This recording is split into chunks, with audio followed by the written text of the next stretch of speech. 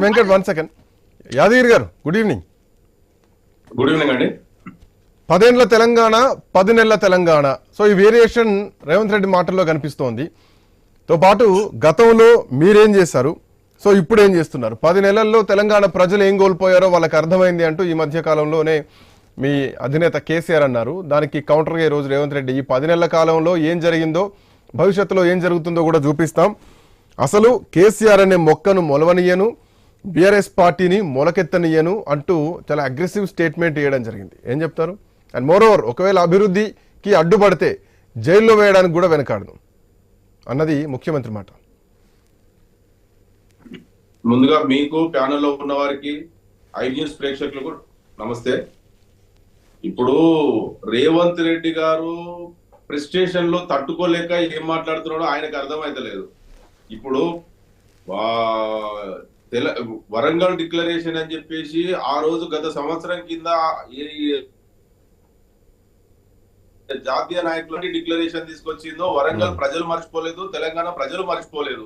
వాళ్ళు ఆ రోజు ఏం డిక్లరేషన్ చేసిరు, వాళ్ళు ఇచ్చిన హామీలు ఏంది, దానికి ఇప్పుడు వరంగల్ మేము విజయోత్సవ సభ జరుపుకుంటున్నాం అంటే విజయోత్సవ సభ కాదు ఇది, దాన్ని ఏమంటారు అంటే ప్రజలను వంచిన సభ అనేది మనం చెప్పుకోవచ్చు.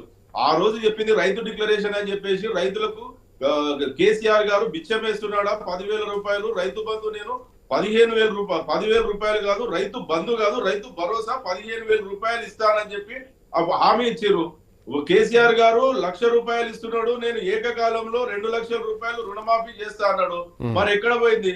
మహిళలకు 2,500 రూపాయలు ఇస్తా అన్నాడు, ఎక్కడ పోయినాయి? కేసీఆర్ గారు 1,00,000 రూపాయలు కళ్యాణ లక్ష్మి షాదీ ముబారక్ ఇస్తా అన్నారు, నేను దానితో పాటు తులం బంగారం ఇస్తా అన్నాడు. కేసీఆర్ కిట్ ఎక్కడ పోయింది?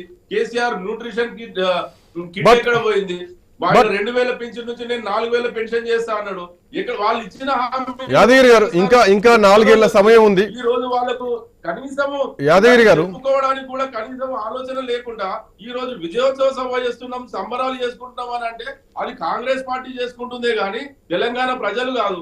నిన్న మొన్న అసలు ముఖ్యమంత్రి గారు వస్తుందంటే ఆ జిల్లా ప్రజలు, మామూలు ప్రజలు ఎవరు మహిళలు రాలేని పరిస్థితిలో ఉన్నప్పుడు అక్కడ ఉన్నటువంటి ఆశా వర్కర్లు కానివ్వండి, వాళ్ళు ప్రభుత్వ మహిళా ఉద్యోగులను అనేక రకాలుగా వాళ్ళను ప్రలోభ పెట్టి కొంతమంది మహిళలను బలవంతంగా వారికి కొన్ని లబ్ధి చేకూరుస్తామని చెప్పి అక్కడ ఉన్నటువంటి నాయకులు బలవంతంగా తీసుకొచ్చి ఈ రోజు ఆ వేదిక దగ్గర కూర్చోబెట్టారు. దానికి నేను గొప్పగా చేసిన అని చెప్పుకుంటున్నాడు. ఇంకోటి కేసీఆర్ గారు నేను తొక్కుకుంటూ వచ్చినా అని అంటున్నాడు. కేసీఆర్ గారిని ప్రభుత్వానికి నేను ఎదురెట్టిపోవడానినా, నేను ఈ రోజు నాకు ఎవరిస్తే వచ్చింది కదా అని గతంలో కూడా చెప్పిండు, ఈ రోజు కూడా చెప్పిండు.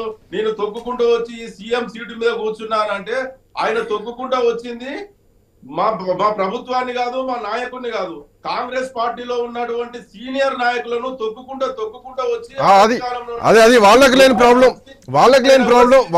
ప్రాబ్లం మీకు అనవసరం. అది ఇప్పుడు వాళ్ళని ఒకవేళ తొక్కుకుంటూ వస్తే వాళ్ళే రెస్పాండ్ అవుతారు, మమ్మల్ని తొక్కుకుంటా, మా సీనియర్లను మమ్మల్ని తొక్కుంటా ఆయన పైకి వచ్చారని చెప్పేసి. బట్ వాళ్ళకి అంతర్గతంగా ఏ ఇబ్బందులు లేనప్పుడు ఓకే. బట్ ఇక్కడ ఇంకో పాయింట్ కూడా, మహిళలకు పెద్దపీట వేస్తోంది కాంగ్రెస్ పార్టీ ప్రభుత్వం అని ముఖ్యమంత్రి చెప్పారు.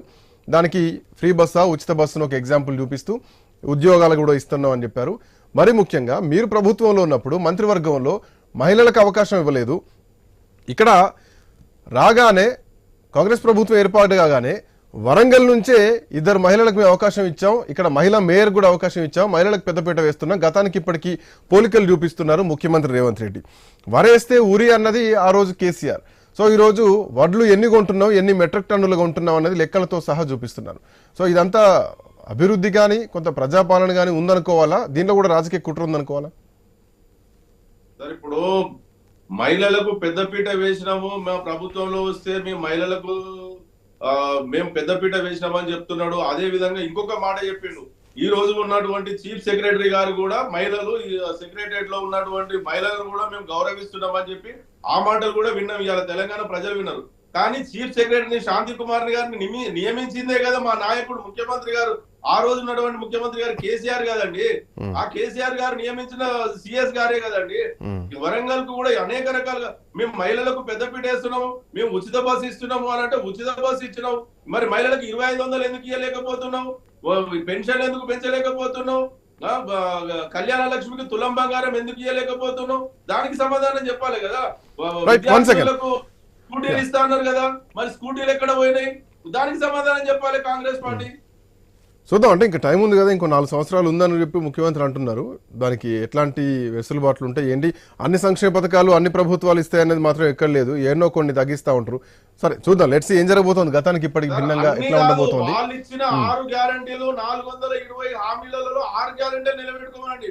వారు 6 గ్యారంటీలో ఒకే గ్యారంటీ రైతులు మహిళలకు ఆర్టీసీ బస్సులలో ఉచిత మీరు కూడా అప్పుడు నిరుద్యోగ భృతి ఇస్తా అన్నారు, మీరు కూడా నిరుద్యోగ భృతి ఇస్తా అన్నారు, దాని ఊసే లేకుండా చేసినారు ఆ రోజు.